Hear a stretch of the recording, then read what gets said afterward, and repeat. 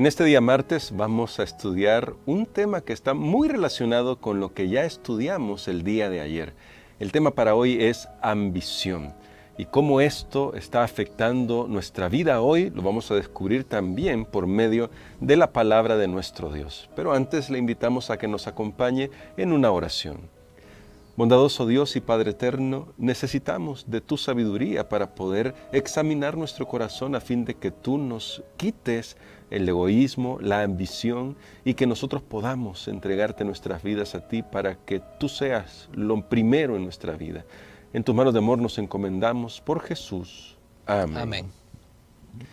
En el texto que vamos a estudiar para este día, que se encuentra en Lucas capítulo 22, versos del 14 hasta el 30, que le invitamos a usted a que lea, nos encontramos, Pastor Dani Perla, con una historia tremenda, porque, bueno, lo que hemos descubierto durante estos días es que la inquietud está en nosotros, pero ahora, desde ayer comenzamos a descubrir que esa inquietud se da porque somos muy egoístas, porque somos ambiciosos y eso que estoy diciendo, que esa inquietud llega por la ambición, hasta puede resultar contracultural en nuestra sociedad en la que se nos dice, ve por más, sea ambicioso, ve por más, pastor.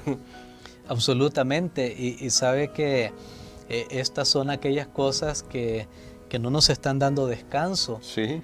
Pero que estas palabritas, siendo cristianos, honestamente nos suenan palabras muy fuertes: orgullo, egoísmo, sabemos que son cosas horribles, ambición, inquietud, etcétera, pero están allí en nosotros. Y yo creo que esto es como el cáncer. Tal vez usted haya escuchado, todos tenemos cáncer.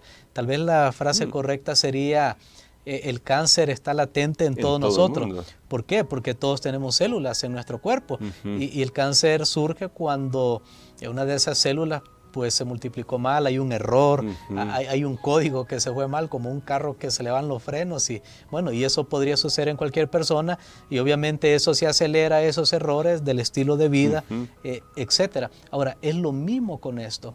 Nadie diga, y por favor, yo le voy a decir algo en esta lección, cuando yo estaba estudiando, porque el título del día de mañana, por favor, no se lo pierda, sí. Porque usted diga, no, eso no tiene que ver conmigo. Pues sí, tiene que ver con usted, tiene que ver conmigo.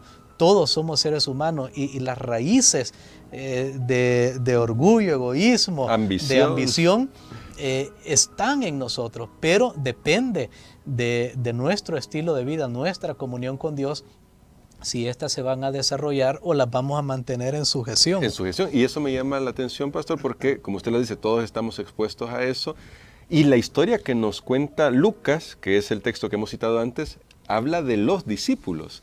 Cualquiera podría pensar que una persona que vive tan cerca de Jesús, es decir, que camina con Él, que lo escucha realmente ahí en persona, que está viendo cómo vive Jesús, tiene que ser una persona que ha dejado de ser ambiciosa, ha dejado de ser orgullosa, ha dejado de pelear por el primer puesto, pero nos encontramos con que ellos están todavía peleando por un puesto, pastor. Y en uno de los momentos más solemnes de la historia, porque estamos hablando del momento cuando Jesús instituyó lo que conocemos como la Santa Cena, que es una ocasión sagrada, es una ocasión de mucho orden, pero allí estaban los discípulos todavía, después que Jesús les muestra cuánto Él está dispuesto a humillarse. Ya vimos que Él se despojó, lavó los pies de sus discípulos. Así es. Y después de eso, ellos comenzaron algunas discusiones, pero sabe que fueron un poquito, aquí retrocedemos a la semana pasada cuando Aarón y María hablaron de Moisés veladamente. Veladamente, sí. Había un fin en realidad, había algo que los motivaba, que no fue visible tan rápido, pero aquí también los discípulos estaban discutiendo,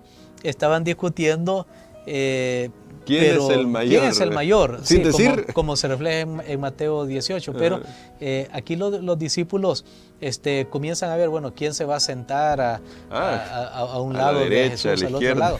Pero en el fondo, abiertamente era esa pregunta. O sea, ¿qué puesto voy a tener yo en el reino de Cristo?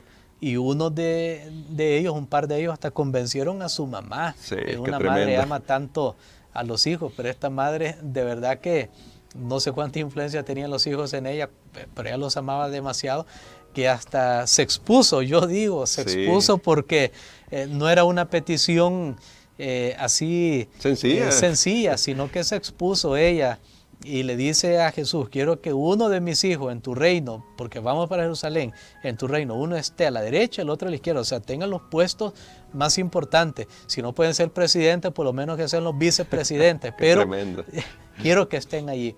Y eso estaba en el corazón de los discípulos, y no es el final para que eso pueda estar en los discípulos de Jesús.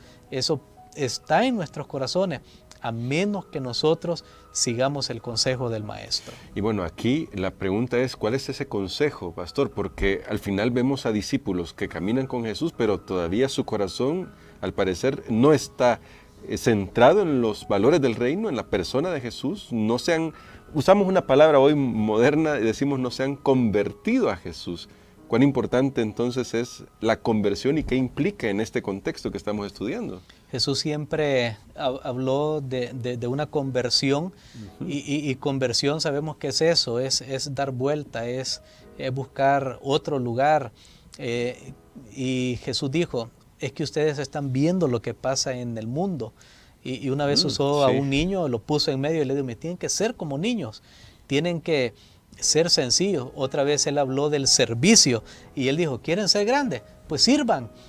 Toda oportunidad que Dios ha dado, todo privilegio, toda riqueza, todo lo que distinga a una persona de otro, no es para ser superior a otros, no es para imponerse en otra persona, sino es para servir. Jesús no dijo que no van a haber rangos, claro. Los hay aún entre los ángeles de Dios, pero Jesús dijo: si tú tienes un rango más alto, tienes que ser humilde, porque eso te debe ayudar para servir a otros, no para que te sirvan a ti. Porque el asunto es que los discípulos veían, ¿verdad?, cómo llevaban al emperador romano cargado, claro, ahí en los hombros. Sí. En ese tiempo no había limusinas, no habían carros blindados, y eran seres humanos, eran personas que cargaban a otros, y los discípulos pensaban, ¿verdad?, qué bonito que lo lleven a uno ahí cargando y tener el poder y decirle a este: haz esto, allá, hacer acá. Entonces ellos veían esas ventajas terrenales, y Jesús siempre estuvo hablándoles a ellos. Sus ojos estaban velados en ese momento. Sí. Y Jesús les decía: no es así, en mi reino no es así, en mi reino es el servicio.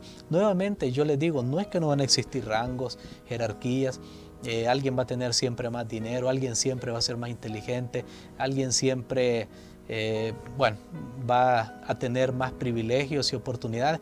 Ahora, la gran pregunta es, y es lo que yo tomo cuando estudio esta lección, la gran pregunta es: ¿qué hago yo con esas cosas? Claro. Si por alguna razón Dios me dio más de algo, más que a otros, ¿qué estoy haciendo? ¿Para qué me va a servir? ¿Para manipular a otros? ¿Para imponer mi criterio?